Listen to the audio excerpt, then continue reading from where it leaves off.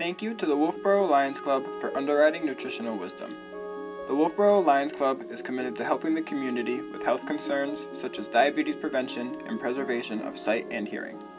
The Wolfeboro Lions Club meets on the second and fourth Tuesday of the month in the 1812 room at the Wolfeboro Inn. Members of the community are encouraged to attend meetings or visit the website e-clubhouse.org/sites/Wolfeboro for more information. Hi, this is Patty Walker, registered dietitian and certified diabetes educator, and your host of Nutritional Wisdom. Today is the 10th and the last in a series of diabetes classes. I will be using materials from the Diabetes Conversation Map, which are the same ones used in many certified diabetes programs. And since these classes work best with interaction, I will be joined by a community member who has participated in previous episodes. As always, my goal is to provide you with the necessary information you need to manage your diabetes from the comfort of your home. And speaking of home comforts, this is my kitchen. My guest and I, once again, will be taping from our homes while we continue to socially distance during the COVID-19 pandemic. At this time, I'd like to reintroduce and welcome back Dawn. Hi, Patty. How are you? I am well. It's kind of a crazy time. I wish we were in the studio, but I really appreciate you being willing to come on the Zoom and doing this final show with us. All right.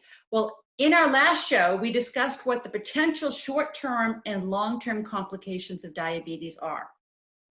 Today, we're going to wrap it up by focusing on the things that you can do to keep your blood sugars in good control, in target range, even as the natural course of diabetes happens. So Dawn, I have a question for you. You've done really well with your diabetes. Yeah. What have you found helpful to keep your blood sugars in good control? Eating the right foods and exercising. Yeah, those are great. Has helped. Yes, and you still exercise on a regular basis, correct? Yes, it's different now because I used to the gym Friday morning, but now I'm doing yard work, I'm swimming, and walking down our third of a mile driveway. Yeah. So I don't know how to compare that, and I miss going to the gym, but I think I'm doing okay. I'm going to have an A1C next week, so we'll find out. Excellent. Well, first of all, congratulations on your adaptability and flexibility, because there's so many things that count for activity. It doesn't have to be going to the gym. It could be your yard work or gardening, mowing the lawn, could be housework. It could be just putting on an exercise video that you find on YouTube. So, or just going around the neighborhood for a walk. So just staying active is really important. So kudos on that. And in regards to what you just said, eating right and exercising are the foundation of proper diabetes control. In fact, the viewers are going to see a map on the screen, and they're represented by the pillars that support the bridge. If diabetes is the bridge you cross, the natural course of diabetes, good eating and activity are the pillars that support it. And I would go as far as saying that optimal diabetes control is almost impossible without consistent effort with diet and activity. So what you eat, when you eat, how much you eat will all affect your blood sugars. And there's no one diabetes diet anymore. So the diets are now personalized to the client's lifestyles and preferences because we get better success that way. And activity varies for each person too. And as Dawn just mentioned, diet and activity goals often change abruptly with the COVID, but also the longer a person has diabetes. What you used to do 20 years ago for activity may not be the same activities you enjoy today. This is why it's so important to see a dietitian who specializes in diabetes every year. I have some clients who come in every 3 months The more frequently I see my clients, the better their blood sugars seem to be too. So I'm rambling on here. So Dawn, I'm going to pick your brain again. Anything else that a person with diabetes can do to keep their blood sugars on track? Well, medication is certainly a solution that almost everybody with diabetes ends up taking, I would believe. Yeah, that's true. I'd say less than 20% of people with diabetes, persons with diabetes, don't have medication. It is possible to get off medication, but more than likely, medications are added as the longer a person has diabetes. So medications is a super important one. In episode 8, I reviewed all of the current medication options out there. And it's very, very important to take your medication as prescribed, but it's also important to talk to your healthcare team and let them know if you have any unpleasant side effects. The one I commonly think about is metformin and diarrhea. I've had too many clients that don't speak up and unfortunately either stop taking the medication or run their lives around where a bathroom might be. So it's less than 10% of the people with metformin that would have that side effect, but it's a very inconvenient side effect to have. So if you're one of those people, then talk to your healthcare provider, because there are so many diabetes medication options out there. I'm taking metformin.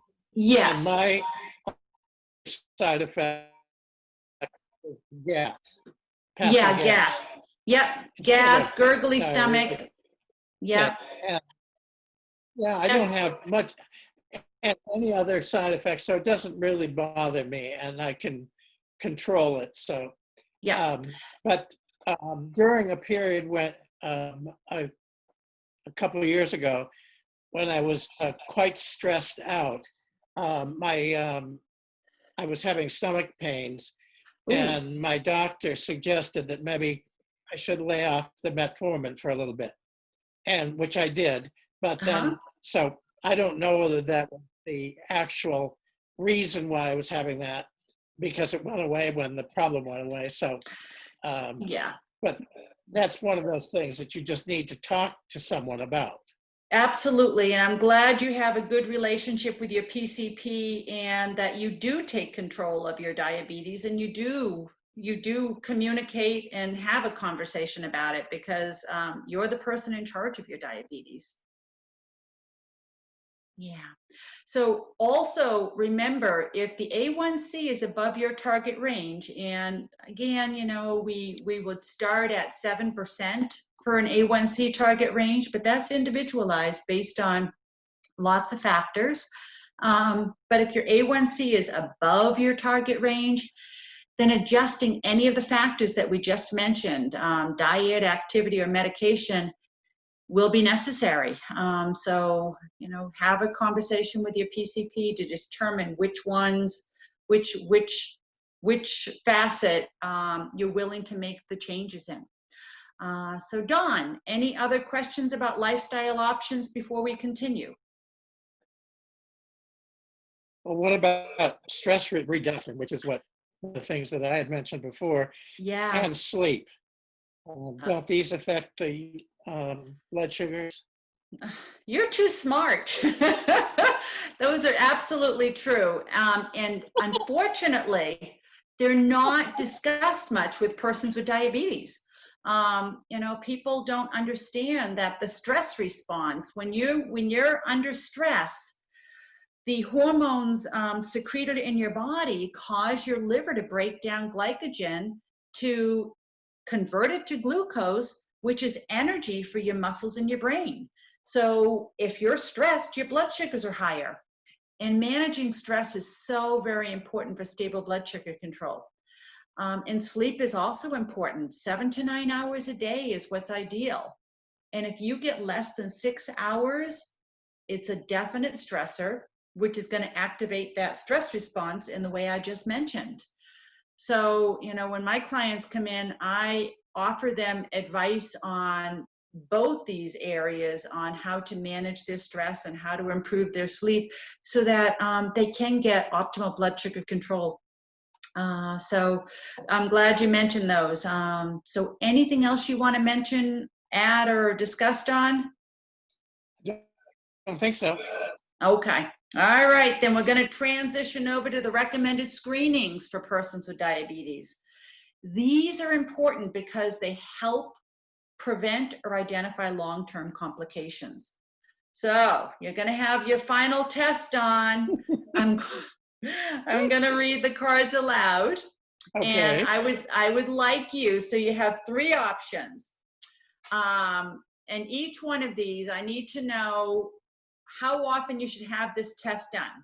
Is it every office visit, every 3 to 6 months, or annually? So you got those 3 options? Okay. Okay. So the first one I have here is a comprehensive foot exam. Should that be done every office visit, every 3 months, or annually? Well, I really don't know the answer to this, but it seems to me like a test like that, which is going to pick up your lack of sensitivity in your skin, Yep. why wouldn't you just have it every time you saw? That's I a great question. mean, And I'm going to answer that because I would say that probably the answer might be 3 to 6 months, but I'm thinking. yeah, actually the answer for a comprehensive foot exam is annually. And Okay. you did a great job explaining the purpose of it is to detect if there's loss of sensation in your foot. And the doctor, it's often done by a podiatrist. And so the comprehensive part of things, it's a test that Medicare only covers annually unless you have, you know, a diagnosed part or problem with your foot. So it does involve a little device called a monofilament, where the doctor would ask the patient to close their eyes and then he would poke. So if this was the bottom of your foot, it's a little filament that would poke the tops of your toes, down the side of your foot, the heel of your foot, and above the arch to see if you can feel. So, you know, he's going to say, tell me when you can feel, tell me when you can feel. And if there are areas where you can't feel a sensation, he's going to alert you that you really need to be careful on checking your feet, because checking your feet daily is one of the things that we do ask people to do if you have diabetes, so that you can prevent long-term complications of feet problems. And so, you know, it's going to say, make sure you check that baby toe because you really don't have a lot of sensation in there. And that would be from peripheral neuropathy, which is a long-term complication of diabetes. And we want to prevent further, you know, complications such as a foot amputation or a toe amputation if something went wrong. Yeah, but the comprehensive one is annually. Okay, blood pressure. How often should blood pressure be checked? Every visit, every, you know, 3 to 6 months, or annually? Well, I would say every visit. You got it. Very important. Flu shot. How often should you have a flu shot? Okay, once a year. You got it. Okay, you don't want that more than once a year. Okay, A1C. Okay, I think every 6 months. Yeah, 3 to 6 months. So if you're above target, have it done every 3 months. But if your A1C is in target, you can do it twice a year. You know, between 2 and 4 times a year. Okay. Yeah. Cholesterol. How often should you have that done? I don't know. I That's a would trick say question. maybe. What did you It's a say? trick question. It is a trick question. Yeah, 3 to 6 months. I would say the majority of people with diabetes do have it done that frequently. The answer according to the diabetes conversation map is annually, and that assumes that your cholesterol's in target range. But if it's not in target range and you're on statin medications to get it in target range, then you should have it done every 3 to 6 months until it gets to a comfortable range that's within range. So if it's in target, it's annually. If it's above target, then you should have it done more frequently. All right. So this one might make more sense, a foot exam.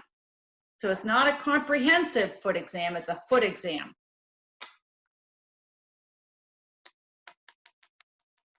Well, probably annually. Nope, that's the every office visit. Or maybe. Yeah, every time you see your Okay. doctor, and they often don't remember themselves. So I encourage my clients to take their socks and shoes off when they're in the office and show the bottoms of their feet to their practitioners, because that's the best way of having that second set of eyes looking and really analyzing what's going on. Okay. Right. Talking about a second set of So what are- eyes. Go ahead. What are they going to see when they do the foot exam? If there's redness, if there's open areas, blisters, they just want to make sure, corns. I mean, just to make sure that everything's intact and there's no redness. Okay. Okay. So speaking of a second set of eyes, an eye exam. Annually. Yeah. Yep. And, some people may have to see their eye doctor more than once a year. But as far as the retinopathy and checking for retinopathy, it's annually unless you have a problem. Okay. Here's a pretty easy one. How often is your weight taken? Every time. Every time. And the last card, Yes. microalbumin. This is testing protein in your urine. So giving a urine sample to test for protein. How often is that done? I would say 3 to 6 months. Yeah, it could be every office exam. It should be done annually, but if you're providing a urine sample, I hope they're checking for this, because what it measures is if protein is spilling into your urine, which is a sign of early kidney problems. Kidney problems are silent, but they're irreversible. So checking this and watching your sodium and watching your blood sugar are the two best ways to protect your kidneys, in addition to taking medications as prescribed. So, I have had albumin in my urine since I was 21 years old. Oh my gosh. And now I'm 80. Well, And nobody has ever discovered no one knows why why, I huh? had it all that time, but it has not affected me in any way. Yep. So it's interesting. Yeah. Well, Who the knows? other test that they would do for you is something called a glomerular filtration rate, and that would indicate the viability of your kidneys, a GFR. And that would be done if you had any protein in your urine, because there are 5 different stages of kidney disease, and that would stage it if there was any issues. But I'm sure your doctor has done that. So, I'm sure you're good. All right. Yes. Great. Well, you did a great job as usual. One last thing about testing is having to know your ABCs. So Dawn, when I say knowing your ABCs, can you think of what those might be in regards to diabetes? And I'm giving you a hint. It has to do with your risk for heart disease and stroke. So what would A stand for? A1C. Very good. Target is and so for an A1C, as I mentioned earlier, the target is generally 7% or lower, but it will be best to be individualized. How about B? Blood pressure. Ooh, 2 for 2. Excellent. Um, the goal, and it is, B is for blood pressure, and the goal is less than 130/80, and ideally less than 120/80.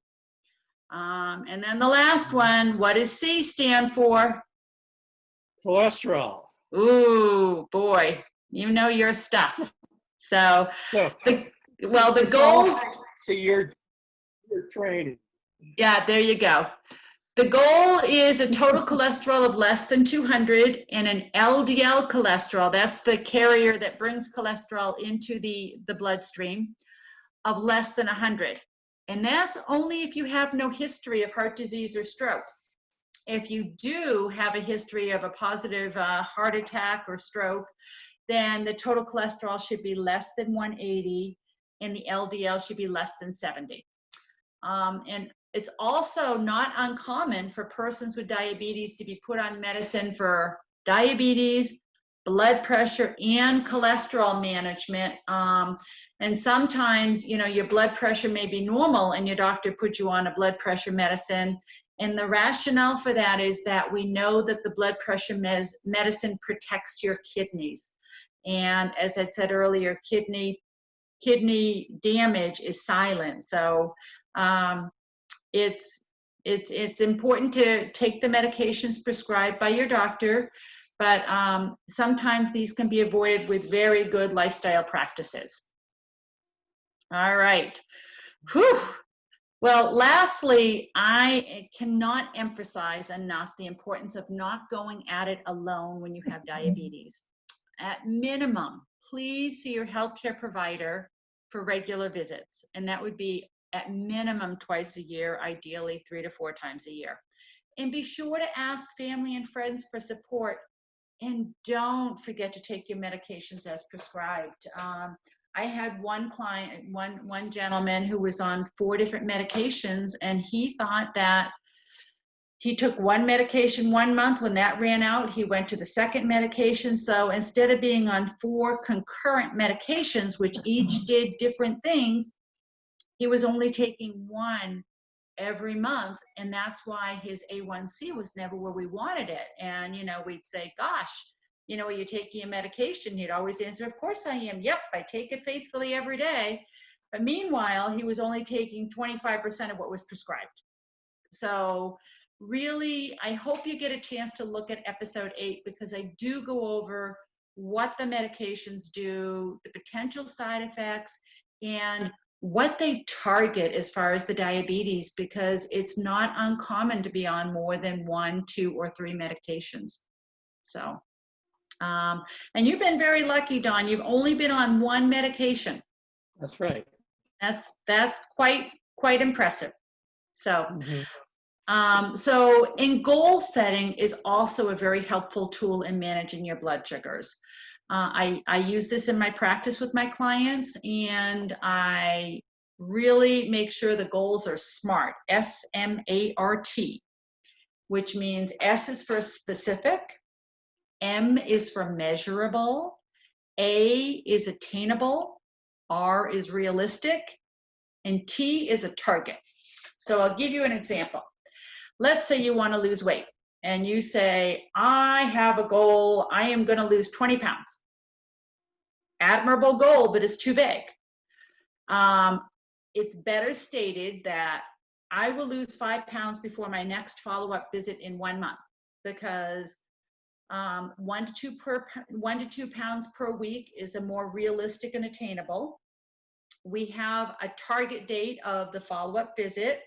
It's measurable because you've said 5 pounds, and it's very specific, so you know what your target range is. And it's better to make small goals, achieve them, because success builds on success. So achieving a goal sets you up for success to continue. And because diabetes can be overwhelming, I put together some resources for the viewers at home. I've listed them on the upcoming slides, and I'm not going to go through each of them. So what I encourage the visitors at home to do is to go back and pause the show to learn more about each one. So there's a couple slides on different periodicals and magazines, different slide on websites that would give you additional support, and a slide on some diabetes apps that you may find, if you're very tech savvy and you like apps, you may find those helpful. So, gosh, Dawn, we are wrapping up the series, and you have been invaluable to the success of the series, but any final words you'd like to add? Well, I would just say that in general, when I was told I was a diabetic, I had no idea what I should be doing except a program that you ran that basically taught me all the things that I was going to need for the rest of my life. And so I would encourage everyone to go to a person like, it's so important to get started on that as soon as you realize you have a problem. Because for me, that has meant that I've been able to have, at least 10 more years of a very healthy life, because what she told me, I listened to, and I took it seriously. So many of my friends who I talk with very often say, oh yeah, I have pre-diabetics, or I'm a diabetic, but they don't do anything about it. And that, as we live longer and longer, it's more important to have a good style of life. So that's what I would say. Oh, well, thank you. And that is correct. And I'm just going to interject with this new COVID pandemic. One of the biggest cofactors or risk factors for persons susceptible to the COVID that have poor outcomes is diabetes. So getting your diabetes in good control is so paramount for your health and for your family, for your friends. No one wants to see anyone suffer with bad outcomes. So thank you for that. So again, thank you for your time and participation, and also just sending out some thanks to Michelle, Nancy, and Shelley, who were guests in previous shows. And to you at home, I hope that you found the series helpful and have learned ways to keep your diabetes and your blood sugars in optimal control. Remember, you are in control of your diabetes, not the other way around. So take time to rewatch this series. See your doctor, see your PCP, your other health professionals that we recommended, your eye doctor, your dentist, your dietitian, diabetes educator, your podiatrist, all super important people to help you be in control. And seek the support from your loved ones. Diabetes is a journey best traveled together, not alone. I encourage you to reach out with questions or concerns, and please live fully each day. Thank you very much.